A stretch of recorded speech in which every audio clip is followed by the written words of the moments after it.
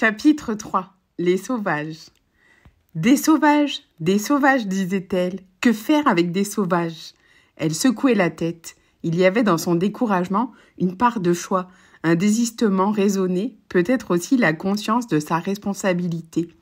Elle contemplait ses deux garçons, les demi-frères, et les trouvait beaux. L'aîné surtout, le châtain aux yeux perses, 17 ans, une bouche empourprée qui ne souriait qu'à nous et à quelques jolies filles. Mais le brun, à 13 ans, n'était pas mal non plus, sous ses cheveux mal taillés qui descendaient jusqu'à ses yeux bleus de plomb, pareils à ceux de notre père. Deux sauvages aux pieds légers, osseux, sans chair superflue, frugaux comme leurs parents et qui préféraient aux viandes le pain bis, le fromage dur, la salade, l'œuf frais, la tarte aux poireaux ou la citrouille, sobres et vertueux, de vrais sauvages. Que faire d'eux, soupirait ma mère. Ils étaient si doux que nul ne les pouvait atteindre ni diviser. L'aîné commandait, le second mêlait à son zèle une fantaisie qui l'isolait du monde. Mais l'aîné savait qu'il allait commencer ses études de médecine, tandis que le second espérait sourdement que rien ne commencerait jamais pour lui, sauf le jour suivant, sauf l'heure d'échapper à une contrainte civilisée, sauf la liberté totale de rêver et de se taire. Il espère encore. Jouait-il? Rarement. Il jouait, si par jeu l'on n'entend que d'un radieux univers villageois, il ne voulait que la fleur, le meilleur, le plus désert, le non refoulé, tout ce qui rajeunit et recommence à l'écart de l'homme. On ne les vit jamais déguisés en Robinson, ni en conquérant, ni interprétant des scénettes improvisées. Le cadet, incorporé une fois à une troupe de garçons entichés de tragédie, n'y accepta qu'un rôle muet, le rôle du fils idiot. C'est au récit de ma mère qu'il me faut remonter quand il me prend, comme à tous ceux qui vieillissent, la hâte, le prurite, de posséder les secrets d'un être à jamais dissous. Lire le chiffre de sa turbulente jeunesse, heure par heure perdue en elle-même et d'elle-même renaissant. Marquer, je ne sais quelle grâce, mes dents, marquer du doigt le promontoire, d'où il se laisse tomber dans la plate mer des hommes, épeler le nom de ses astres contraires. J'ai dit adieu aux morts, à l'aîné sans rivaux, mais je recours au récit maternel et aux souvenirs de ma petite enfance si je veux savoir comment se forma le sexagénaire à moustache grise qui se glisse chez moi, la nuit tombée, ouvre ma montre et regarde palpiter l'aiguille trotteuse, prélève sur une enveloppe froissée un timbre-poste étranger, aspire comme si le souffle lui avait tout le jour manqué, une longue bouffée de musique de Columbia et disparaît sans avoir dit un mot. Il provient, cet homme, blanchissant, d'un petit garçon de 6 ans qui suivait les musiciens mendiants quand ils traversaient notre village. Il suivit un clarinettiste borgne jusqu'à Saintes, 4 kilomètres, et quand il revint, ma mère faisait sonder les puits du pays. Il écouta avec bonté les reproches et les plaintes, car il se fâchait rarement. Quand il en eut fini avec les alarmes maternelles, il alla au piano et joua fidèlement tous les airs du clarinettiste qu'il enrichit de petites harmonies simples, fort correctes. Ainsi faisait-il des airs du manège forain à la Quasimodo et de toutes les musiques qu'il captait comme des messages volants. Il faudra, disait ma mère, qu'il travaille le mécanisme de l'harmonie. Il est encore plus doué que l'aîné. Il deviendrait déjà un artiste, qui sait. Elle croyait encore, quand il avait 6 ans, qu'elle pouvait quelque chose pour lui ou contre lui. Un petit garçon si inoffensif. Sauf son attitude à disparaître, que pouvait-elle lui reprocher? Bref de taille, vif, très bien équilibré, il cessait miraculeusement d'être présent. Où le joindre? Les airs préférés des petits garçons ordinaires ne l'avaient pas même vu passer, ni la patinoire, ni la place du grand jeu damé par les pieds d'enfant, mais plutôt dans la vieille glacière du château, souterrain tronqué qui datait de 4 siècles, ou dans la boîte de l'horloge de ville, place du marché, ou bien enchaîné au pas de l'accordeur de piano qui venait une fois l'an du chef-lieu et donnait ses soins aux 4 instruments de notre village. Quel instrument avez-vous? Madame Vallée va échanger son instrument. L'instrument de mademoiselle Philippon est bien fatigué.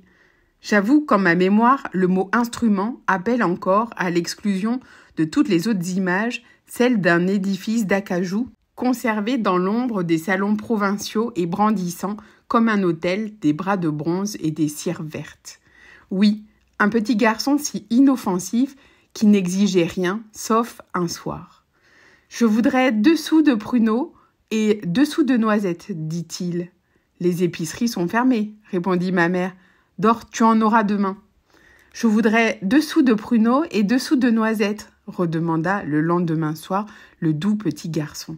« Et pourquoi ne les as-tu pas achetés dans la journée ?» se récria ma mère impatientée. « Va te coucher. » 5 soirs, 10 soirs ramenèrent la même taquinerie et ma mère montra bien qu'elle était une mère singulière, car elle ne fessa pas l'obstinée qui espérait peut-être qu'on le fesserait ou qui escomptait seulement une explosion maternelle, les cris des nerfs à bout, les malédictions, un nocturne tumulte qui retarderait le coucher. Un soir, après d'autres soirs, il prépara sa figure quotidienne d'enfant buté, le son modéré de sa voix. « Maman ?»« Oui, dit maman. »« Maman, je voudrais... »« Les voici, dit-elle. » Elle se leva, aveignit dans l'insondable placard, près de la cheminée, 2 sacs grands comme des nouveau-nés, les posa à terre de chaque côté de son petit garçon et ajouta « Quand il n'y en aura plus, tu en achèteras d'autres. » Il la regardait d'en bas, offensée et pâle sous ses cheveux noirs. « C'est pour toi, prends !» insista ma mère. Il perdit le premier sang-froid et éclata en larmes. « Mais, je ne les aime pas, sanglotait-il. » Sido se pencha aussi attentive qu'au-dessus d'un œuf fêlé par l'éclosion imminente, au-dessus d'une rose inconnue, d'un messager de l'autre hémisphère. « Tu ne les aimes pas ? Qu'est-ce que tu voulais donc ?» Il fut imprudent et avoua. « Je voulais les demander. » Lorsqu'elle partait chaque trimestre pour Auxerre à 2h du matin dans la Victoria, ma mère cédait presque toujours aux instances de son enfant le plus jeune.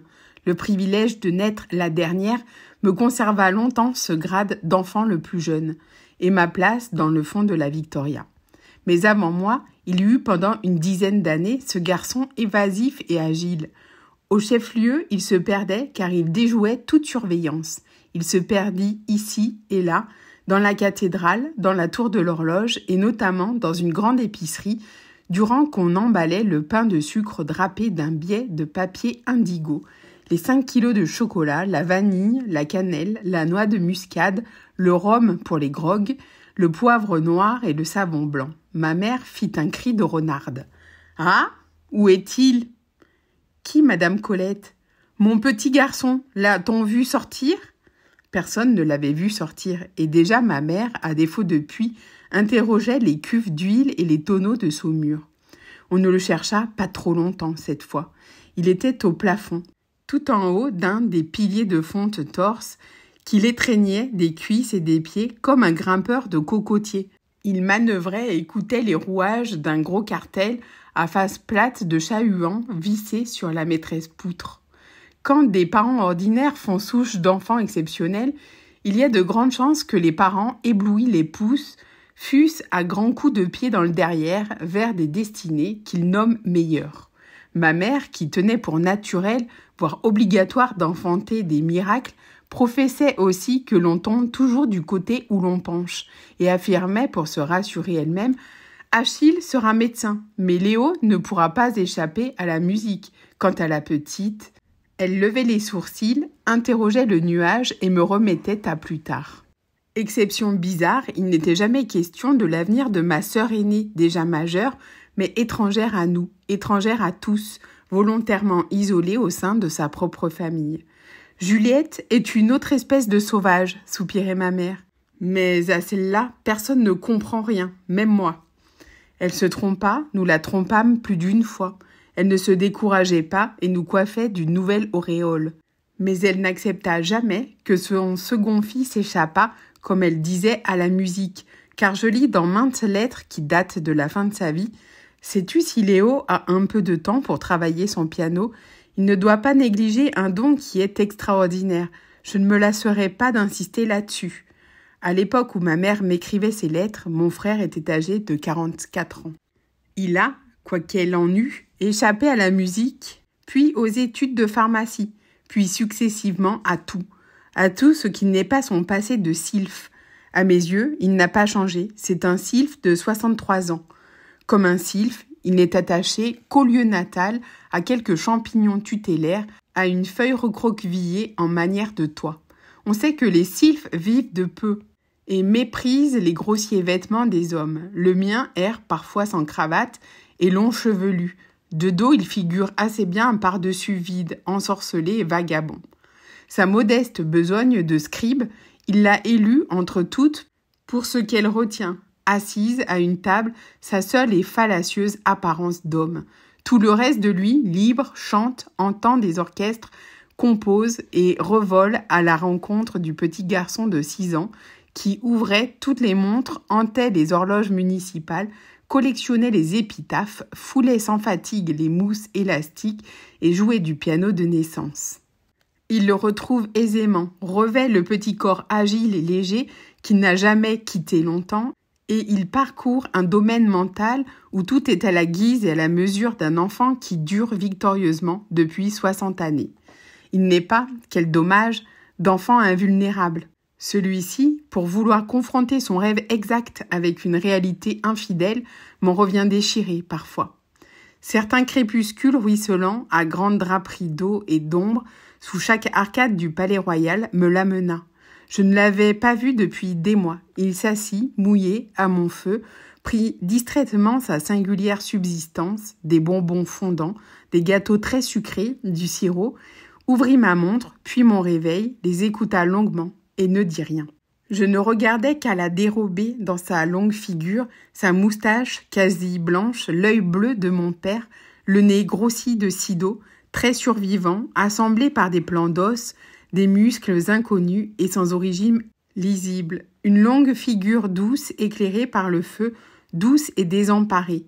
Mais les us et coutumes de l'enfance, réserve, discrétion, liberté, sont encore si vigoureux entre nous que je ne posais à mon frère aucune question. Quand il eut assez séché les ailes tristes, alourdies de pluie, qu'il appelle son manteau, il fuma l'œil cligné et frotta ses mains sèches, rouges, d'ignorer, en toute saison, l'eau chaude et les gants, et il parla. « Dis donc. »« Oui. J'ai été là-bas, tu sais. »« Non, quand ça ? » ?»« J'en arrive. »« Ah, dis-je avec admiration. Tu es allé à Saint-Sauveur ? Comment ? » Il me fit un petit œil fat. « C'est Charles Farou qui m'a emmené en auto. »« Mon vieux, c'est joli en cette saison. »« Pas mal, dit-il brièvement. Il enfla les narines, redevint sombre et se tut. Je me remis à écrire. « Dis donc. »« Oui. » Là-bas, j'ai été aux roches, tu sais. Un chemin montueux de sable jaune se dressa dans ma mémoire comme un serpent le long d'une vitre. Oh, comment est-ce ? Et le bois en haut ? Et le petit pavillon, les digitales, les bruyères ? Mon frère siffla. Fini, coupé, plus rien, rasé. On voit la terre, on voit... Il faucha l'air du tranchant de la main et rit des épaules en regardant le feu. Je respectais ce rire et ne l'imitais pas. Mais le vieux sylphe, frémissant et lésé, ne pouvait plus se taire. Il profita du clair-obscur, du feu rougeoyant. « Ce n'est pas tout, » chuchota-t-il. « Je suis allé aussi à la cour du pâté. Non naïf d'une chaude terrasse, au flanc du château ruiné, arceau de rosiers maigris par l'âge, ombre odeur de lierre fleuri versée par la tour sarrasine, battant revêche et rougeâtre de la grille qui ferme la cour du pâté. Accourez. Et alors, vieux, et alors ? Mon frère se ramassa sur lui-même. Une minute, commanda-t-il. Commençons par le commencement. J'arrive au château. Il est toujours asile de vieillards puisque Victor Grandi l'a voulu. Bon, je n'ai rien à objecter. J'entre dans le parc par l'entrée du bas, celle qui est près de Madame Billette. Comment, Madame Billette ? Mais elle doit être morte depuis 40 ans au moins. Peut-être, dit mon frère avec insouciance. Oui, c'est donc ça qu'on m'a dit d'un autre nom. Un nom impossible, s'il croit que je vais retenir des noms que je ne connais pas. Enfin, j'entre par l'entrée du bas, je monte l'allée des tilleuls. Tiens, les chiens n'ont pas aboyé quand j'ai poussé la porte, fit-il avec irritation. Écoute, vieux, ça ne pourrait pas être les mêmes chiens, songe donc. Bon, détail sans importance. Je te passe sous silence les pommes de terre qu'ils ont plantées à la place des cœurs de Jeannette et des pavots. Je passe même, poursuivit-il d'une voix intolérante, sur les fils de fer des pelouses, un quadrillage de fils de fer. On se demande ce qu'on voit. Il paraît que c'est pour les vaches. Les vaches. Il berça un de ses genoux entre ses deux mains nouées et sifflota d'un air artiste qui lui allait comme un chapeau aux deux formes. « C'est tout vieux. Minute, répétait-il férocement. Je monte donc vers le canal, si j'ose, dit-il avec une recherche incisive, appeler canal cette mare infecte, cette soupe de moustiques et de bouse. Passons, je m'en vais donc à la cour du pâté et... Il se tourna vers moi sans me voir, un sourire vindicatif. J'avoue que je n'ai d'abord pas aimé particulièrement qu'il fasse de la première cour, devant la grille, derrière les écuries aux chevaux, une espèce de préau à sécher la lessive. Oui, j'avoue, mais je n'y ai pas trop fait attention parce que j'attendais le moment de la grille. Quel moment de la grille ? Il claqua des doigts, impatienté. « Voyons, tu vois, le loquet de la grille !» Comme si j'allais le saisir. De fer noir, poli et fondu, je le vis en effet. Bon, depuis toujours, quand on le tourne comme ça, il m'y met, et qu'on laisse aller la grille, alors elle s'ouvre par son propre poids. Et en tournant, elle dit « Yaouh !» Chantâmes-nous d'une seule voix sur 4 notes. « Oui, dit mon frère en faisant danser fébrilement son genou gauche. J'ai tourné, j'ai laissé aller la grille, j'ai écouté. Tu sais ce qu'ils ont fait ? Non. Ils ont huilé la grille, dit-il froidement. Il partit presque aussitôt. Il n'avait pas autre chose à me dire. Il recroisa les membranes humides dans son grand vêtement et s'en alla dépossédé de 4 notes, son oreille musicienne tendue en vain, désormais vers la plus délicate offrande, composée par un huit ancien, un grain de sable, une trace de rouille et dédiée au seul enfant sauvage qui en fut digne. « Où en es-tu avec Mérimée ? Il me doit 10 sous. » « Tiens, » s'étonnait l'aîné. « Oui, repartait le cadet, mais moi je redois 3 francs. » « Sur qui ? » ?»« Sur un Victor Hugo. Quel volume ? Chanson des rues et des bois. Et je ne sais quoi d'autre. Ah, le chameau !» « Et encore, triomphait l'aîné, tu as dû lire ça à la va-vite. Verse les 3 francs. »« Où veux-tu que je les prenne ? Je n'ai pas le sou. Demande à maman. »« Oh, demande à papa. Dis-lui que c'est pour acheter des cigarettes et que tu les lui demandes en cachette de maman. Il te les donnera. Mais s'il ne me les donne pas, alors, à l'amende, 5 sous pour le retard. » Les 2 sauvages, qui lisaient comme autrefois lisaient les adolescents de 14 et 17 ans, c'est-à-dire avec excès, avec égarement, le jour, la nuit, au sommet des arbres, dans les fenils, avaient frappé d'interdit le mot « mignonne » qu'ils prononçaient « mignonne ». Avec une affreuse grimace tordue suivie d'une imitation de nausée.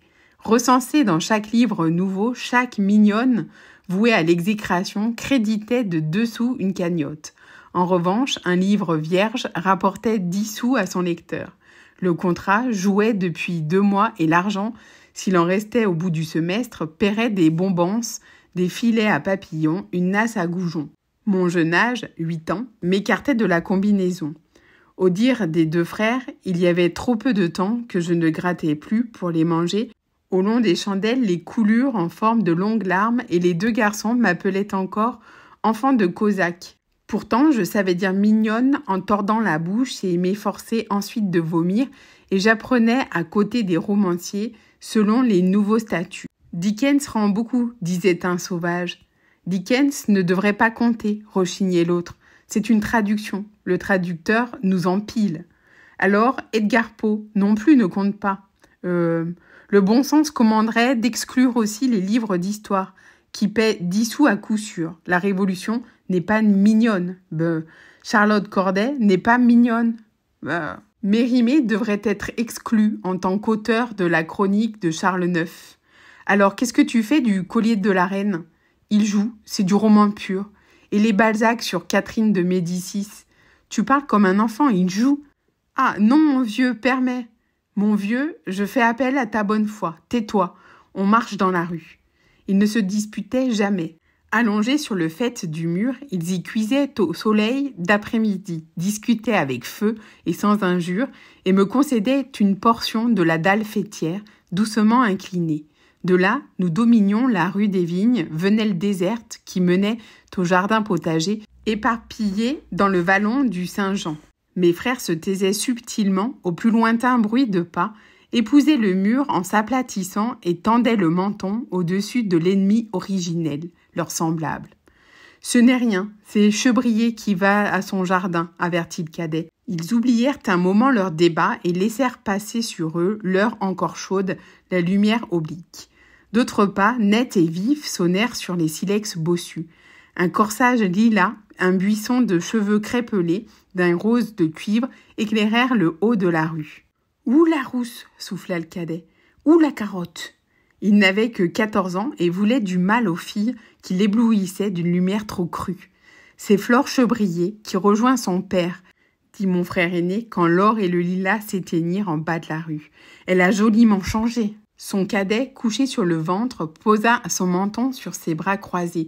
Il clignait par mépris et gonflait sa bouche, qu'il avait ronde et renflée, comme les petites éoles des vieilles cartes marines. « C'est une carotte, c'est une rouge, au feu, cria-t-il avec une grossièreté d'écolier jaloux.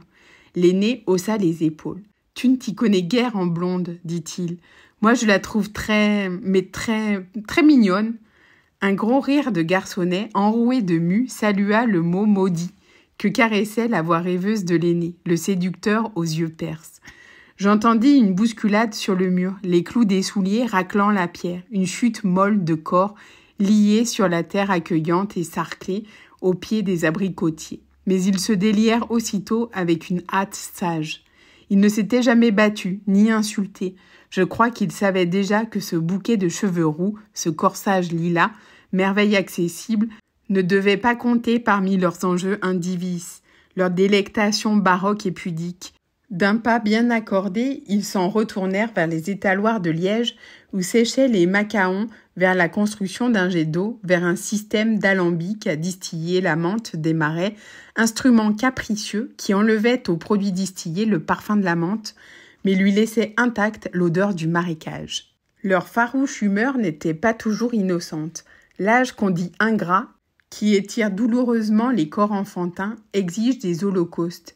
Il fallait à mes frères une victime. Ils élurent un camarade de collège que les vacances ramenaient dans le canton voisin. Mathieu M. n'avait point de défaut ni de grand mérite. Sociable, bien vêtu, un peu blondasse, sa seule vue échauffait mes frères d'une perversité comparable à celle des femmes enceintes. Aussi s'attachait-il avec passion aux deux sauvages fiers, chaussés de toile, coiffés de joncs, et qui méprisaient ses cravates. L'aîné n'avait que rigueur pour ce fils de tabellion, et le cadet, par imitation et renchérissement, effilochait son mouchoir, retroussait son pantalon, déjà trop court, pour accueillir Mathieu M., ganté, qui descendait de son tricycle.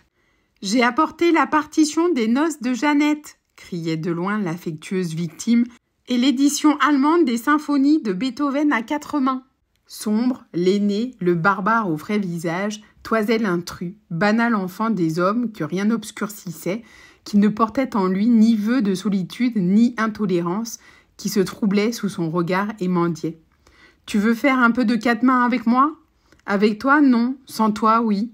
Je tournerai les pages alors. » L'un soumis, l'autre inexplicablement malveillant, et chargé d'orage, il souffrait d'incompatibilité, mais Mathieu M., patient comme une épouse rudoyée, ne se lassait pas de revenir.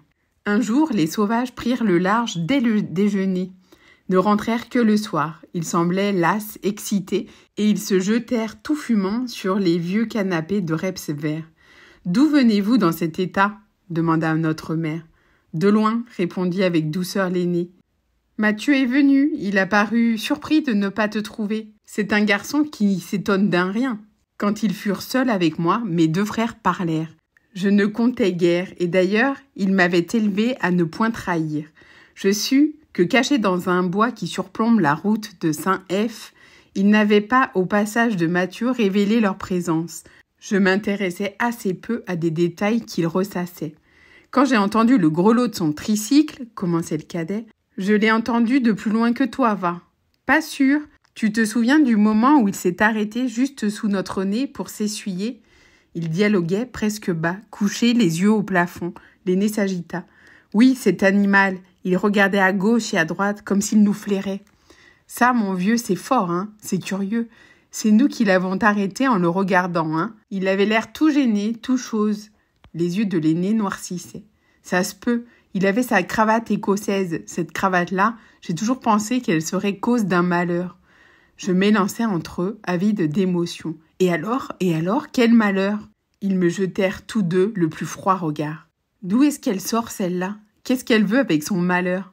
Mais c'est toi qui viens de dire. » Ils se redressèrent, s'assirent, ricanèrent de connivence. « Il n'est rien arrivé, » dit enfin l'aîné. « Qu'est-ce que tu veux qu'il arrive ? On a laissé passer Mathieu et on a bien rigolé. »« C'est tout, fis-je déçu ?» Le cadet se leva d'un bond. Il dansait sur place et ne se possédait plus. « Oui, c'est tout. Tu ne peux pas comprendre. On était là, couchés, on l'avait au ras du menton. Lui, sa cravate, sa raie de côté, ses manchettes, son nez qui reluisait. Ah bon Dieu, c'était épatant. » Il se pencha sur son aîné, le frôla du nez animalement. « C'était facile de le tuer, hein ?» Rigide, les yeux fermés, l'aîné ne répondit pas. « Et vous ne l'avez pas tué ?» m'étonnai-je. Ma surprise les arracha sans doute au bois obscur où ils avaient, invisibles, tremblé d'affût et de plaisir homicide, car ils éclatèrent de rire et redevinrent puérils à mes dépens. « Non, dit l'aîné, nous ne l'avons pas tué. Je ne sais pas pourquoi d'ailleurs. » Ragaillardi, il entonna ses improvisations préférées, fille difforme du rythme et du verbe, conçue aux heures où son esprit d'étudiant, rebutant le travail, s'accrochait sans le savoir au relief des mots qu'il détergeait de leur sens. Ma petite voix lui fit écho. Je suis seule maintenant à affirmer, sur un air de polka, qu'un cachet de benzonaphthol, ça fait du bien pour le mal de tête.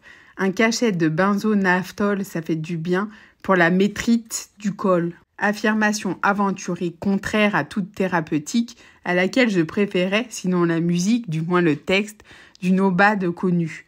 Le baume analgésique du pharmacien Benguet est très distingué. Quand on se l'applique, on se sent soulagé, lagué, etc. Ce soir, mon frère, encore exalté, chanta la nouvelle version de la sérénade de Severo Torelli. Nous n'avons pas tué Mathieu, pour ce soir ma brune, laissons vivre encore ce rival de la lune. Le cadet autour de lui dansait, radieux comme un Lorenzaccio, à son premier crime. Il s'interrompit et me promit avec gentillesse « On le tuera la prochaine fois ». Ma demi-sœur, l'aînée de nous tous, l'étrangère, l'agréable laide aux yeux tibétains, se fiança, à la veille de coiffer Sainte-Catherine. Si ma mère n'osa empêcher ce mauvais mariage, elle ne tut pas ce qu'elle en pensait. De la rue de la Roche à la Gerbaude, de Bel Air au Grand Jeu, on ne parla que du mariage de ma sœur. « Juliette se marie ?» demandait-on à ma mère. « C'est un événement. »« Un accident » rectifiait Sido. Certains risquaient aigrement. « Enfin, Juliette se marie, c'est inattendu, c'est un peu inespéré. »« Non, » repartait Sido belliqueuse, « c'est désespéré. Qui peut retenir une fille de 25 ans ? Et qui épouse-t-elle ? Oh mon Dieu, le premier chien coiffé !» Au fond, elle prenait en pitié la vie, gorgée de rêves et de lectures effrénées de sa fille solitaire. Mes frères considérèrent l'événement du haut de leur point de vue personnel. Une année d'études médicales à Paris n'avait pas apprivoisé l'aîné, haut, resplendissant, et que le regard des femmes, quand ils ne les désiraient pas, offensait. Les mots cortège nuptial, frac de soirée, déjeuner dînatoire, défilé, tombèrent sur les deux sauvages comme des gouttes de poix bouillantes. « Je n'irai pas à la noce », protestait le cadet, l'œil pâle d'indignation et toujours coiffé à la malcontent. « Je ne donnerai pas le bras, je ne mettrai pas d'habit à queue. »« Tu es le garçon d'honneur de ta sœur, » lui remontrait ma mère. « Elle n'a qu'à ne pas se marier. Pour ce qu'elle épouse, un type qui sent le vermouth, d'abord elle a toujours vécu sans nous. Elle n'a pas davantage besoin de nous pour se marier. » Notre bel aîné parlait moins. Mais nous lui voyions son visage de sauteur de mur, son regard qui mesurait les obstacles. Il y eut des jours difficiles, des récriminations que mon père, soucieux et qui fuyait l'odorant intrus, n'apaisait pas. Puis les deux garçons parurent consentir à tout. Bien mieux, ils suggérèrent l'idée d'organiser eux-mêmes une messe en musique et de joie. Sido oublia pendant quelques heures son chien coiffé de gendre. Notre piano hoché prit le chemin de l'église, mêla son joli son, un peu sec au bêlement de l'harmonium. Les sauvages répétaient, dans l'église vide, qu'ils verrouillaient. La suite de l'Arlésienne, je ne sais quel stradella, un sens à uns dévolu aux fastes nuptiaux. Ma mère s'avisa trop tard que ses fils, retenus à leur clavier d'exécutant, ne figureraient qu'un moment aux côtés de leur sœur. Ils jouèrent, je me le rappelle, comme des anges musiciens et ensoleillèrent de musique la messe villageoise. l'église sans richesse et sans clocher. Je paradais, fière de mes 11 ans, de ma chevelure de petite Ève et de ma robe rose, fort contente de toutes choses, sauf quand je regardais ma sœur tremblante de faiblesse, nerveuse, toute petite, accablée de failles et de tulle blanc, pâle, et qui levait sa singulière figure mongole, défaillante, soumise au point que j'en eus honte vers un inconnu. Les violons du bal mirent fin au long repas, et rien qu'à les entendre, les deux garçons frémirent comme des chevaux neufs. Le cadet, un peu gris, resta. Mais l'aîné, à bout d'effort, disparut. Il sauta pour pénétrer dans notre jardin, le mur de la rue des Vignes, erra autour de notre maison fermée, brisa une vitre et ma mère le trouva couché quand elle rentra, lasse, triste, ayant remis sa fille, égarée et grelottante, aux mains d'un homme. Elle me contait plus tard cette petite aube poussiéreuse d'été, sa maison vide et comme pillée, sa fatigue sans joie, sa robe à devants perlés, les chats inquiets que la nuit et la voix de ma mère ramenaient. Elle me disait qu'elle avait trouvé son aîné endormi, les bras fermés sur sa poitrine, la bouche fraîche et les yeux clos, et tout empreint de sa sévérité de sauvage pur. Songe donc, c'est pour être seul, loin de ces gens en sueur, pour être endormi et caressé par le vent de la nuit, qu'il avait brisé un carreau. Y eut-il jamais un enfant aussi sage ? Ce sage, je l'ai vu 100 fois franchir la fenêtre d'un bon réflexe, à chaque coup de sonnette qu'il ne prévoyait pas. Grisonnant, tôt vieilli de travail, il retrouvait l'élasticité de son adolescence pour sauter dans le jardin, et ses fillettes riaient de le voir. Ses accès de misanthropie, encore qu'il les combattît, lui creusaient le visage. Peut-être qu'il trouvait captif son préau chaque jour plus étroit, et qu'il se souvenait des évasions qui jadis le menaient à un lit d'enfant, où il dormait demi-nu, chaste et voluptueusement seul.